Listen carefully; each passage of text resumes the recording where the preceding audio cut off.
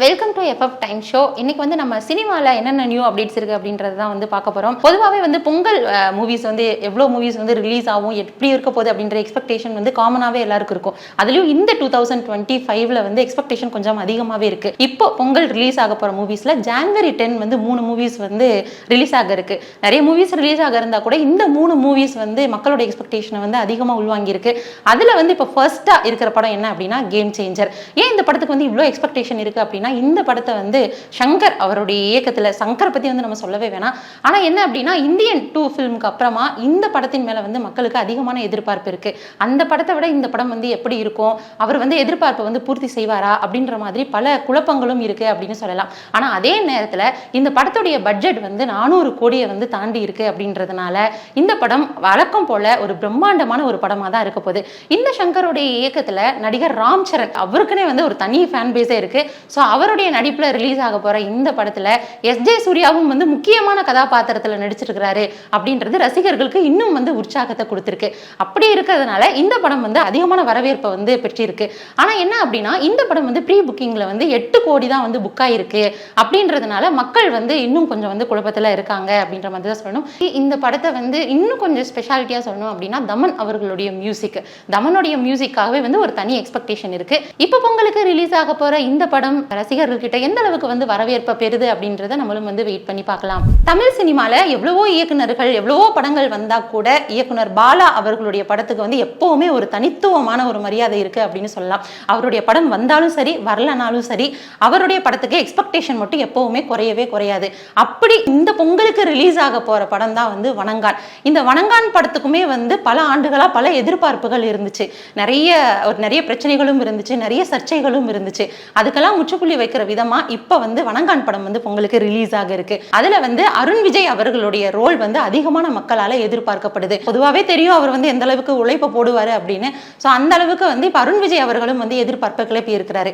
இன்னும் முக்கியமா சொல்லணும் அப்படின்னா இதுவரைக்கும் வாய் திறக்காத பாலா அவர்கள் இந்த படத்திற்காக வந்து நிறைய ப்ரொமோஷன் பண்ற விதமா நிறைய பேசியிருக்கிறாரு. அது மட்டும் இல்லாம அவருடைய தனிப்பட்ட வாழ்க்கையிலும் வந்து நிறைய விமர்சனங்களை வந்து முன் வச்சாங்க.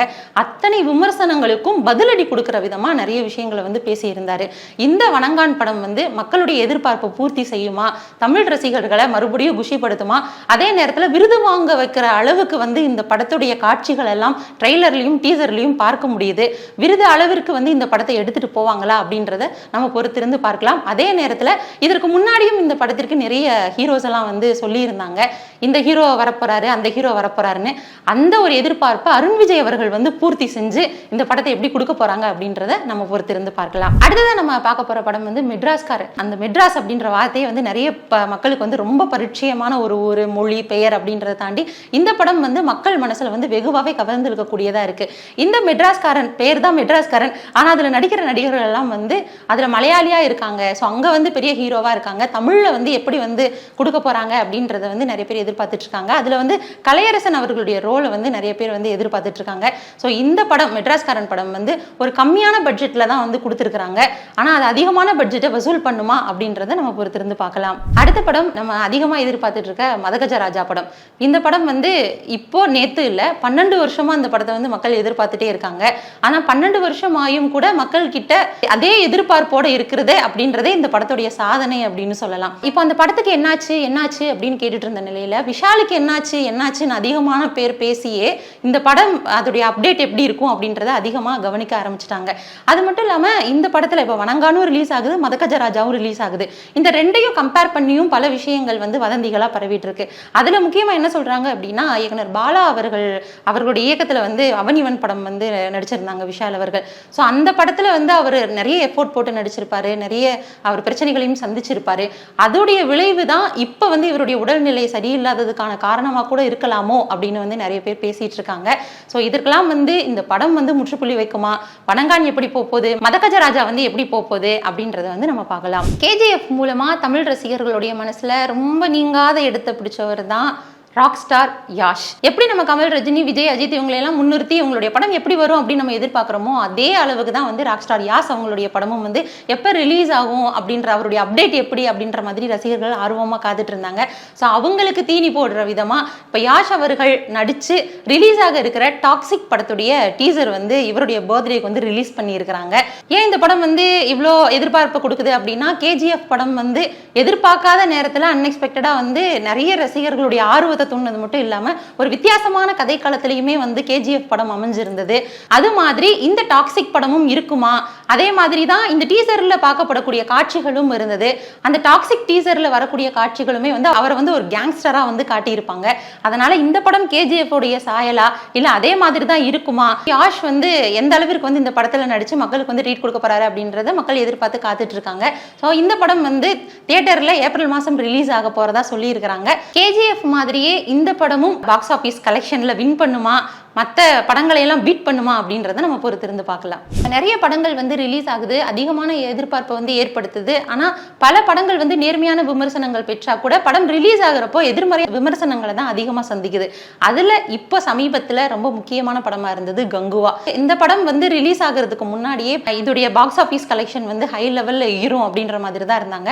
அது மட்டும் இல்லாமல் தமிழ் சினிமாவில் நிறைய புது மாற்றங்களை கொண்டு வருவாங்க. அந்த மாதிரியான ஒரு மாற்றமாக தான் இந்த கங்குவா படமும் இருக்க போது, இந்த வருஷத்துக்கான பெஸ்ட் பிலிமா கங்குவா இருக்க போதுன்ற நேர்மறையான விமர்சனங்களை படம் வர்றதுக்கு முன்னாடியே அடைஞ்சிருந்தது. ஆனா படம் வந்ததற்கு அப்புறமா நிறைய நெகட்டிவ் விமர்சனங்களை இந்த கங்குவா படம் சந்திச்சிச்சு அப்படின்னு சொல்லலாம். இப்போ ஏன் இந்த படத்தை பத்தி பேசுறோம் அப்படின்னா, இந்த படம் 97வது ஆஸ்கார் விருதுக்கு வந்து நாமினேட் ஆயிருக்கு. இதனால வந்து ரசிகர்கள் எல்லாருமே வந்து ஒரு பக்கம் குழப்பமாகவும் ஒரு பக்கம் மகிழ்ச்சியாகவும் இருக்காங்க. நெட்டிசன்கள் கூட இந்த 97வது ஆஸ்கார் விருதுக்கு இந்த கங்குவா படம் நாமினேட் ஆயிருக்கிறத நினைச்சு தங்களுடைய மகிழ்ச்சியை வெளிப்படுத்தி இருக்கிறாங்க. பல மாதங்களா காத்துட்டு இருந்து பொங்கலுக்கு ரிலீஸ் ஆகும் அப்படின்னு எதிர்பார்க்கப்பட்ட அஜித் அவர்களுடைய விடாமுயற்சி படத்துடைய ரிலீஸ் டேட் வந்து தள்ளி போனது பல ஃபேன்ஸுக்கு வந்து ரொம்ப ஷாக்கிங்காகவும் அப்செட்டாகவும் இருந்தா கூட, அவர் வந்து இப்போ கார் ரேஸ்ல வந்து பங்கேற்க போறாரு, அவருடைய நிறுவனம் வந்து பங்கேற்க போகுது, அவர் வந்து களமிறங்க போறாரு, மறுபடியும் நம்ம வந்து அவரை புத்துணர்ச்சியா பார்க்க போறோம் அப்படின்றது வந்து ரசிகர்கள் கிட்ட அதிகமான உற்சாகத்தை கொடுத்திருக்கு. அது மட்டும் இல்லாம ரீசெண்டாவே அவருடைய போட்டோஸும் சரி, கிளிக்ஸும் சரி, என்னடா படத்துக்கு இவ்வளோ ஒல்லி ஆயிட்டாரு, அந்த மாதிரி சின்ன சின்ன விஷயங்களை கூட ரசிகர்கள் வந்து அதிகமாக பகிர்ந்துட்டு இருந்தாங்க.